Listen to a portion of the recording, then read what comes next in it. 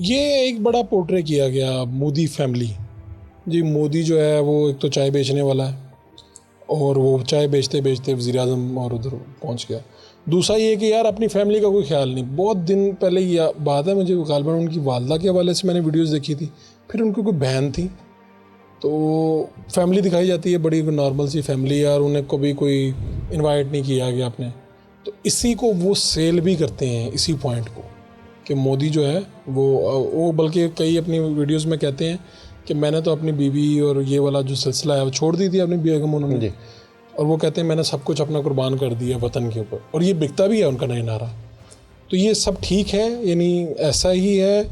दूसरी तरफ यही जो आपने मोरूसियत वाली है, इसको वो इस तरह से किल भी करते हैं, इस तरह से बिल्कुल करते हैं। और इसमें जो उनकी मीडिया और कम्युनिकेशन की कैंपेन या स्ट्रेटजी है वो बड़ी इंटरेस्टिंग है। ये हमारे यहाँ पर व्हाट्सएप पे जितनी लिमिटेशंस आई हैं इस पूरे के पूरे रीजन में, उसकी बड़ी वजह इंडिया के अंदर की पॉलिटिकल पोलराइजेशन है। वो कैसे? अभी आप व्हाट्सएप से 5 लोगों को मैसेज फॉरवर्ड कर सकते हैं, मैसेज पे लिखा हुआ आता है फॉरवर्डेड जी, ठीक है, ग्रुप के अंदर 250 अराउंड लोग ऐड हो सकते हैं। ये सारी मेहरबानियाँ इंडिया के प्रोपेगेंडा वॉर की हैं कि जो वहाँ पे इंटरनली चलती थी, पार्टीज़ लड़ रही होती थी, 2-2 लाख लोग, 3-3 लाख लोग व्हाट्सएप के ग्रुप्स के साथ कनेक्टेड होते थे। कोई एक अफवाह फैलानी है, किसी के ख़िलाफ़ को मलाइन करना है, किसी को ख़बर किसी के ख़िलाफ़ देनी है, तो वो चैनल्स यूज़ होते थे। इंडिया में तकरीबन कोई 50 करोड़ के आसपास लोग ऐसे हैं कि जो व्हाट्सएप और इस तरह के जो सोशल मीडिया चैनल्स या चीज़ें हैं वो यूज़ करते हैं। तो आप कह रहे हैं कि प्रोपेगेंडा इसके ऊपर सबसे ज़्यादा हो रहा था? बिल्कुल, और इसको एज ए ब्रांड उन्होंने लॉन्च किया कि देखें जी बीजेपी, हाँ कि जी वो सेल्फलेस हैं, उनको अपनी कोई फिक्र नहीं है। और यही मेरे ख्याल अमित शाह और बाकी लोगों की वो जो योगी हैं उनके बारे में भी इसी तरह की परसेप्शन बनाई गई। बिल्कुल कि देखें जी ये सेल्फलेस लोग हैं, अपने वतन से इनको मोहब्बत है, अपने धर्म से मोहब्बत है। ये अपने घर में कोई चीज़ें नहीं जमा करते, तोशा खाने से चीज़ें नहीं लेके जाते, ठीक है, इनको कोई परवाह नहीं, इनको कोई परवाह नहीं, बच्चों की, बहन भाइयों की। तो वो अच्छा वो ब्रांड उन्होंने फिर इस्टेब्लिश कैसे किया कि बीजेपी के कोई 20,000 प्लस उन्होंने कॉल सेंटर्स वो बनाते हैं इलेक्शन में, जिसमें सिर्फ लोगों का काम ये है कि वो बैठ के वोटर्स को कॉल कर रहे होते हैं, बता रहे होते हैं हमारा ये मैसेज है। 20,000 कॉलिंग सेंटर, बिल्कुल, जिससे पूरे इंडिया के अंदर वो अपना मैसेज सर्कुलेट करते हैं।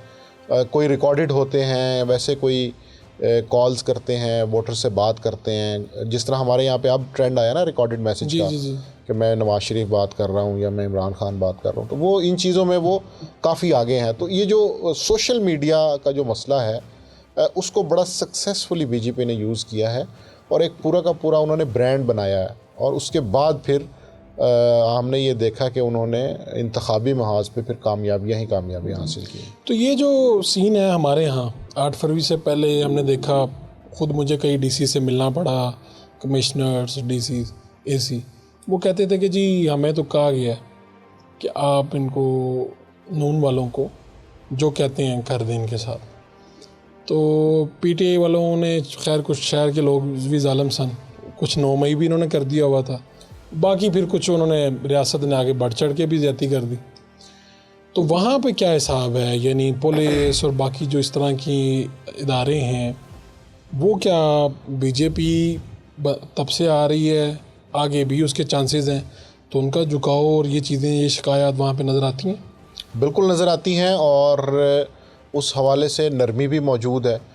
इतना स्ट्रिक्ट एक्शन नहीं लिया जाता क्योंकि एक ओवरऑल फ़िज़ा बनी हुई है। इस फ़िज़ा के अंदर वो तमाम आवाज़ें जो इसको काउंटर कर रही हैं या इससे इख्तलाफ रखती हैं वो सारे डेफिनेटली मुश्किल में हैं। तो जब एक पूरे इंडिया में जब करोड़ों लोग हैं, बल्कि अरब से ज़्यादा आबादी है, वहाँ पर एक ओवरऑल ये फ़िज़ा बनी हो कि जिसमें इंतहा पसंदी और मजहबी जुनूनियत और ये सारी चीज़ें इलेक्शन कार्ड के तौर पर इस्तेमाल हो रही हैं, और साथ फिर आपको डेवलपमेंट भी मिल रही है, तरक्की भी मिल रही है, तो उसके साथ फिर वो पूरा का पूरा जो रियासती ढांचा है वो कहीं ना कहीं उसकी झुकाव या उसकी इंक्लिनेशन जो है वो डेफिनेटली उधर हो जाती है। लेकिन इसका असर इलेक्शन रिज़ल्ट्स के ऊपर बहुत कम पड़ता है।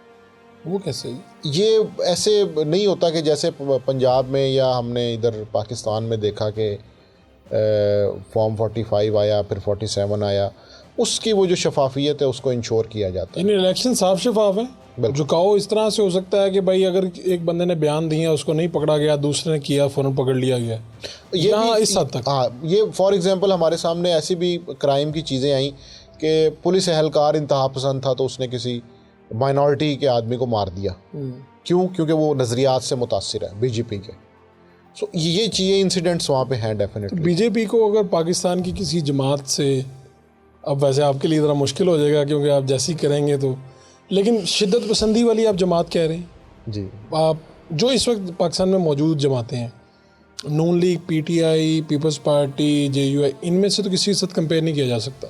कुछ तहरीक इंसाफ और बीजेपी के थोड़ी सी कुछ ना कुछ चीज़ें मिलती हैं। वो वाले कल्चर के भाई अगर ये हमारे साथ नहीं है, ये गद्दार है, ये 2 नंबर आदमी है, चोर है, तो आप कह रहे हैं कि इतना ऊंची आवाज़ में नैरेटिव बोलते की जो जंग है ना, उसमें भी और मिसलीडिंग स्टेटमेंट्स की जंग, इसी तरह सोशल मीडिया कैप्चर करने की जंग, ये वो पॉइंट्स हैं कि जिसमें बीजेपी और तहरीक इंसाफ खासे करीब हैं।